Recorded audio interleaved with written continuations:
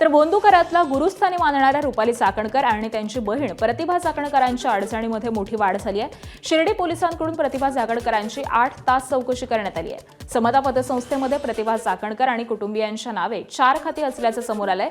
स्वतः प्रतिभा यांच्या नावे 2 तर मुलांच्या नावे 2 खाती आहेत आणि या खात्यांवरून 2 कोटींवरच्या आर्थिक व्यवहार झाल्याचं समोर आलंय आणि त्यामुळे शिर्डी पोलिसांकडून प्रतिभा चाकणकर आणि त्यांचा मुलगा तन्मय याचा जबाब नोंदवण्यात आलाय। जे खातं आहे ते बनावट आहे। आपल्या तिथे सह्या नाही आहेत, एकही रुपयाची आपण उलाढाल केलेली नाहीये। अजूनही आम्हाला कोणतीही नोटीस पोहोचलेली नाही। जे खातं आहे ते बनावट आहे।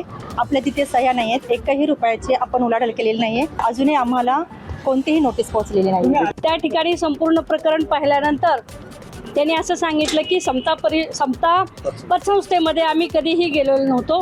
आमचं त्या ठिकाणी जाण्याचं काहीही कारण नाही। सर्व प्रकरण पाहिल्यानंतर त्या ठिकाणी त्यांचा पत्ता चुकीचा आढळून आला। त्याचबरोबर या ठिकाणी नॉमिनी अशोक खरातनी स्वतःचा आहे, फोन नंबर सुद्धा त्याचा आहे। हे सर्व सिद्ध झाल्यानंतर त्या ठिकाणी अनेक सह्यांचे नमुने प्रतिभा चाकणकर व तन्मय चाकणकर यांनी त्या ठिकाणी पोलिसांना दिले।